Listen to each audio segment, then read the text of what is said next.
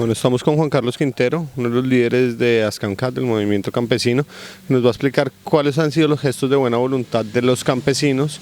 Y bueno, Juan Carlos, buenos días. Bueno, buenos días. Decir primero que todo que en el caso de la Asociación Campesina del Catatumbo siempre hemos buscado la interlocución con el gobierno nacional. Han sido experiencias desde hace muchos años que debido a los incumplimientos y el avance de la política mineroenergética, el no reconocimiento del campesinado del Catatumbo a través de la zona de reserva campesina y el impulso de proyectos agroindustriales en la región del Catatumbo, pues nos vimos volcados a hacer estas acciones de hecho legítimas y constitucionales desde hace ya más de un mes entre Tibú y Cúcuta, y algunas acciones de hecho entre la ciudad de Ocaña y la costa atlántica.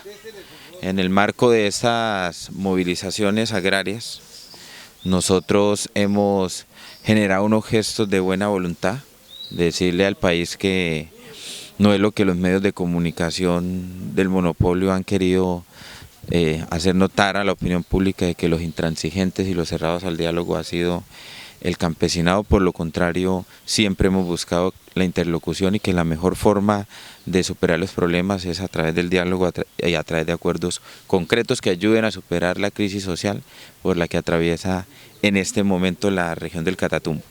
Nosotros podemos decir que en ese camino de hace un mes, que a pesar que van 4 compañeros muertos nuestros de parte de la fuerza pública, que ha habido toda una falta de voluntad real del gobierno hacia las propuestas que hace el campesinado del Catatumbo, que ha habido todo un señalamiento que apunta a desprestigiar a los voceros de la movilización, a desmontar esta gran movilización, nosotros hemos hecho, por ejemplo, el gesto de desbloquear la vía que de Ocaña comunica a la costa atlántica, y de Ocaña comunica a todos los municipios de la provincia de Ocaña, dejando así la libre movilidad y el desarrollo de actividades diarias y cotidianas de los pobladores de esta zona, de cerca de 400.000 personas.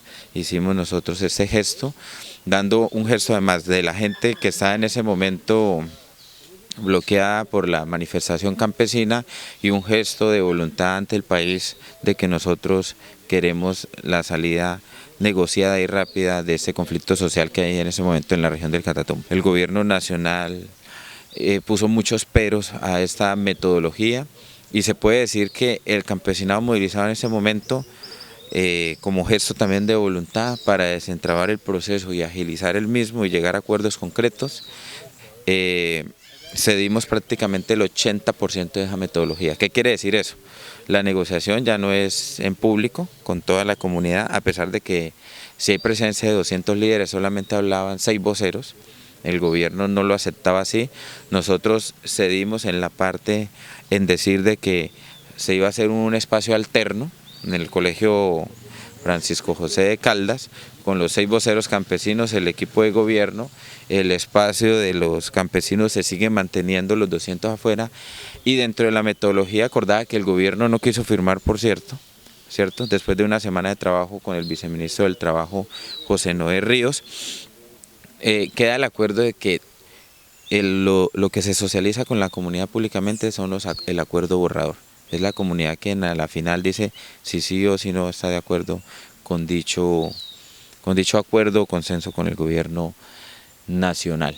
Nosotros también hemos dicho al gobierno, y es conocido en la opinión pública y es necesario ratificarlo, y debido a la crisis alimentaria que hay en el departamento, nosotros hemos dicho, es necesario que el gobierno genere confianza al campesinado, porque no es fácil después de 4 muertos, 50 heridos, 4 judicializados y el desprestigio que se ha hecho contra nosotros.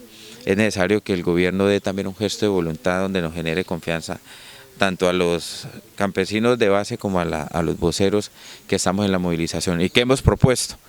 Es necesario avanzar en 4 mínimos para la distensión de la vía. Dentro de los 4 mínimos está crear una ruta donde se afiance el trámite con cronogramas para cumplir la ley 160 del decreto 1777 para constituirse una reserva campesina.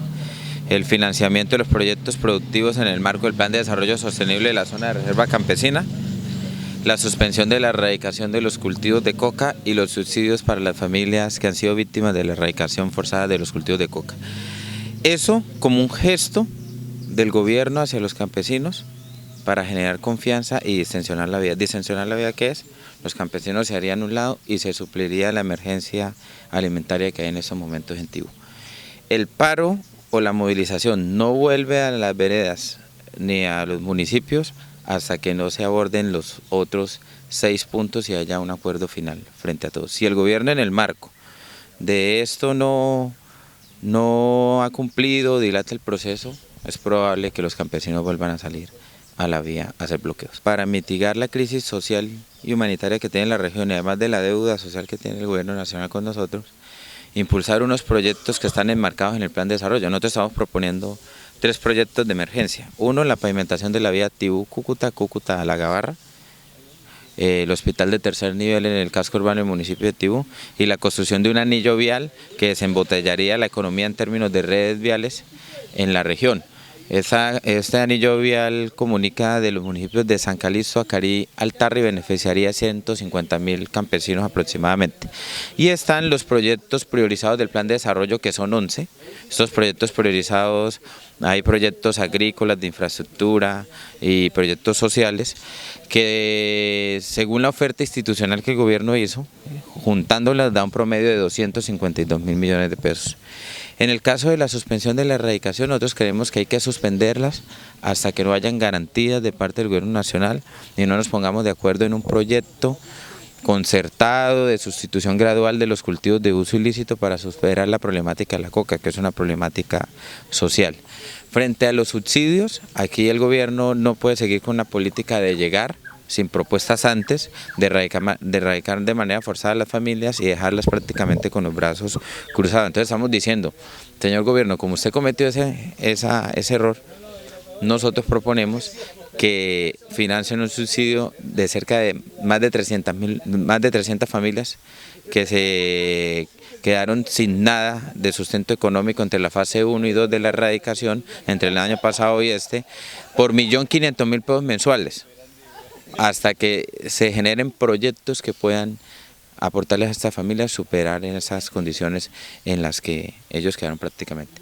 Lo mismo en la zona de reserva campesina, es crear un trámite. El gobierno dice que una consulta previa, nosotros dijimos es necesario entonces crear con cronogramas y establecer en el marco un acuerdo cuáles son los pasos para la consulta previa hasta que nos lleguemos al Consejo Directivo del INCODER.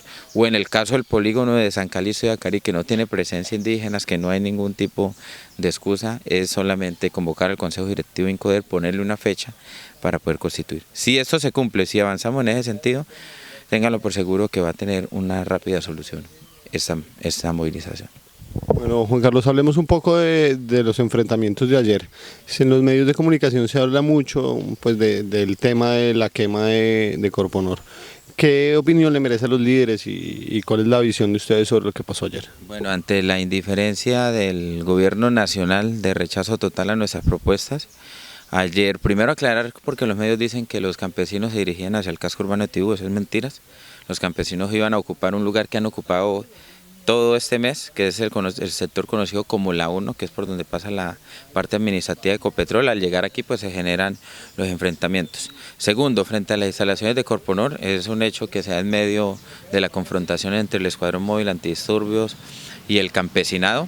Esto fruto a la solución irresuelta de parte del gobierno nacional y que por eso hoy esperamos que en cabeza del vicepresidente Angelino Garzón podamos resolver lo más pronto esta situación. Lo de vuelven los medios de comunicación y la policía de estar señalando de que las marchas están infiltradas, incluso de que los explosivos, supuestamente que aquí se lanzan explosivos construidos por el ELN y demás, pues nosotros rechazamos ese tipo de acusaciones que no le hacen nada bien a la negociación. El comandante de la policía, Yesid Vázquez, ayer aseguró que se estaba mirando un cilindro bomba colocado en la carretera supuestamente por los campesinos. ¿Qué opinión te merece este tema? Bueno, de rechazo total, es una artimaña más de la Policía Nacional. Es ilógico que exista un cilindro en el perímetro donde ellos mismos se encontraban durante todo el día, donde habían cámaras e incluso de ellos mismos. Si existe, es la misma policía la que está haciendo un montaje, pero eso no cabe dentro de las posibilidades de la manifestación y lo rechazamos contundentemente.